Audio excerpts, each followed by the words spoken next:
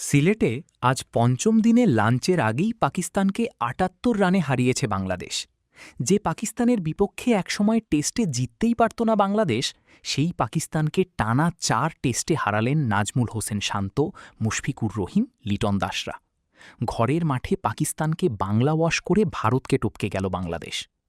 সিলেটে বাংলাদেশ পাকিস্তান দ্বিতীয় টেস্ট শুরুর আগে ২০২৫-২৭ টেস্ট চ্যাম্পিয়নশিপ চক্রে ভারতের অবস্থান ছিল শ্রীলঙ্কা ও বাংলাদেশের মাঝে। শ্রীলঙ্কা ৪-এ, ভারত ৫-এ ও বাংলাদেশ ছিল ৬ নম্বরে। আজ সিলেটে পাকিস্তানকে হোয়াইট ওয়াশ করে ভারতকে ছাড়িয়ে গেল বাংলাদেশ। ৫৮.৩৩% সফলতার হার নিয়ে শান্তর দল এখন ৫ নম্বরে।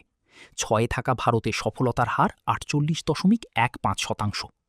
শ্রীলঙ্কা ৬৬.৬৭% সফলতার হার নিয়ে ৪ নম্বর স্থান ধরে রেখেছে।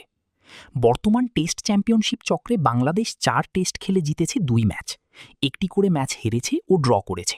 শ্রীলঙ্কার বিপক্ষেই এটা হয়েছিল গত বছর, সেবার লঙ্কানরা ছিল স্বাগতিক। পাকিস্তান এখন পয়েন্ট টেবিলের ৮ নম্বরে অবস্থান করছে। দলটি সফলতার ৮.৩৩%। বর্তমান টেস্ট চ্যাম্পিয়নশিপ চক্রে ৪ ম্যাচ খেলে জিতেছে ১ ম্যাচ ও হেরেছে ৩ ম্যাচ। গত